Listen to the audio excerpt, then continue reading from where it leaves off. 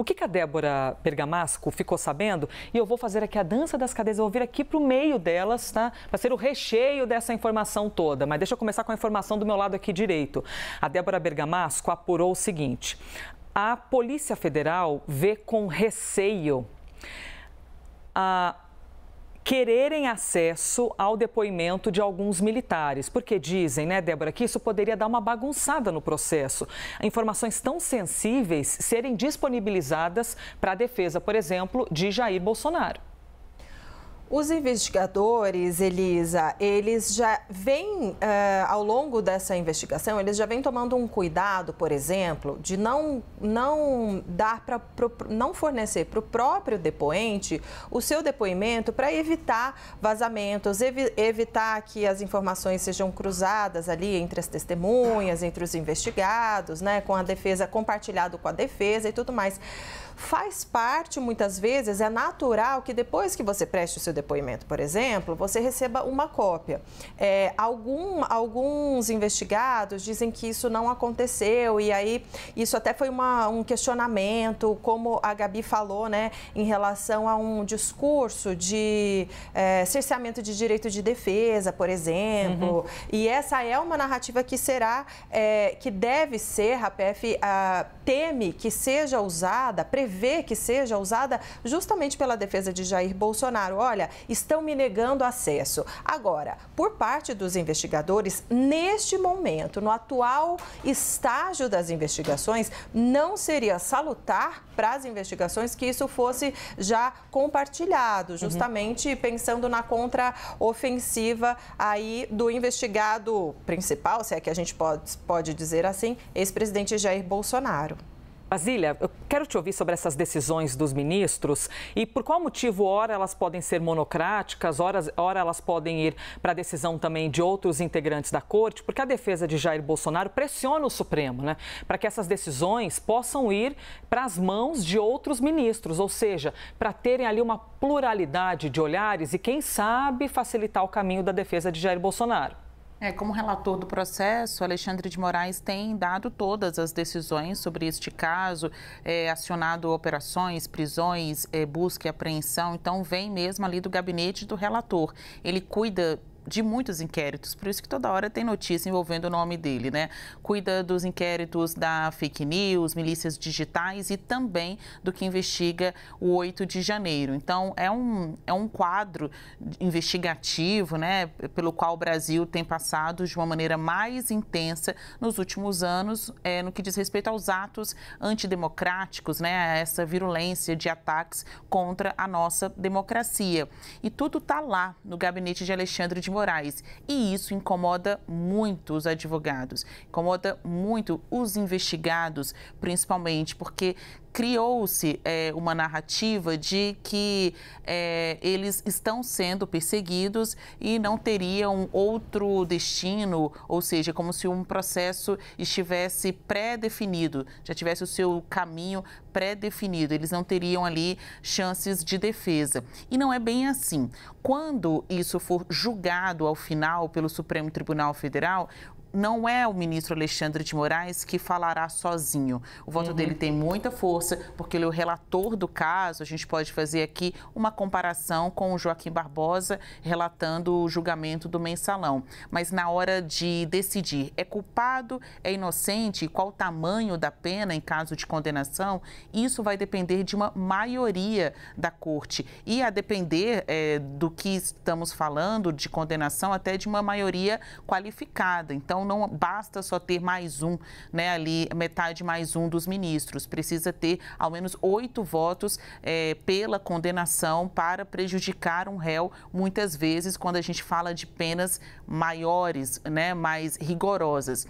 No momento, os advogados utilizam das armas possíveis, fazer cobranças, seja em público, né, com entrevistas, ou ali nos autos do processo, o protocolo, os escaninhos ali do gabinete de Alexandre de Moraes vivem sendo muito visitados, com pedidos para terem acesso a essas buscas e apreensões, né, do tipo, o que saiu da quebra de sigilo, o que tem nos depoimentos, e usam como argumento normal nessas situações dizer que não sabem exatamente ao que estão respondendo, não sabem exatamente o que a investigação tem, a montanha de indícios e provas contra estes alvos.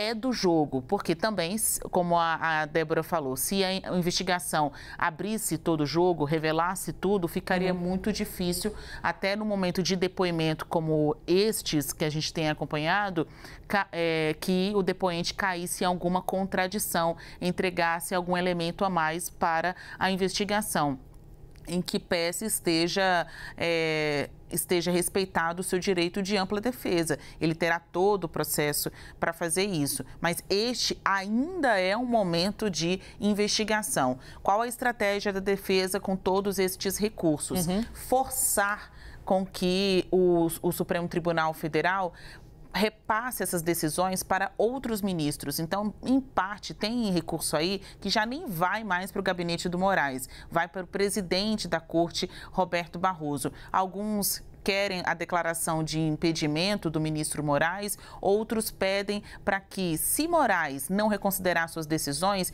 que libere para decisão de turma ou quiçá de plenário, para que outros ministros que possam pensar diferente do ministro relator também tenham a oportunidade de opinar. Pois é um movimento, né, muito arquitetado em direção ao Supremo Tribunal Federal. A gente está citando aqui e a Basília Rodrigues ampliando o olhar, que é sobre esses depoimentos, as suspeitas de encontro golpista, a minuta do golpe, as próprias delações, especificidades da delação de Mauro Cid. Esse é um cenário, mas lembremos aqui que Barroso, presidente do Supremo, negou quase 200 pedidos que ele recebeu de dezembro até agora. Foram com exatidão 192 pedidos de afastamento de Alexandre de Moraes dos inquéritos sobre os ataques do dia 8 de janeiro. Eu estou usando o 8 de janeiro, que não tem a ver com essa nossa conversa, mas só para citar o exemplo de que você tem diferentes frentes pedindo para que Moraes seja impedido de estar no meio desse bojo todo, né? Visto que ele aparece em algumas páginas desse inquérito, o nome dele é citado. Então, as defesas usam isso como uma provocação. Olha, se ele aparece como citado, se eventualmente, haviam ali palavras ou havia palavras em direção a Alexandre de Moraes em todo esse processo, ele não pode ser o responsável pelo processo. Pois bem, Barroso negou 192 pedidos, dizendo que as alegações realizadas são subjetivas e não se mostram suficientes para configurar a suspeição de Alexandre de Moraes. Então, o Supremo está sendo e muito provocado. Eu saio do Supremo e vou e bato na porta de um partido político, o PL. E quem abre, pelo menos com a informação, é a Juliana Lopes, porque ela apurou aqui mais questões envolvendo os generais que são investigados por plano de golpe. O PL decidiu desligar, é isso, Juliana? Demitiu um general que é investigado por plano de golpe. Ele trabalhava onde exatamente? Ele estava trabalhando num cargo de confiança dentro do PL, dentro do gabinete de Pazuello, que foi ministro ali de Bolsonaro. Para a gente entender que essa conversa também tem a ver ali com as decisões de Alexandre de Moraes, o general Mário Fernandes, que é general da reserva, ele participou, Elise, daquela reunião em que Bolsonaro teve ali com os ministros. Ele participou dessa reunião como interino na Secretaria-Geral da Presidência e chegou a falar, isso está registrado naquele vídeo, sobre dar caminho ali para uma reação, que seria ali uma reação por conta do resultado das eleições. O que aconteceu? Ele também foi alvo daquela operação, em que teve vários alvos, inclusive alguns militares, e houve uma determinação do ministro Alexandre de Moraes para que ele fosse afastado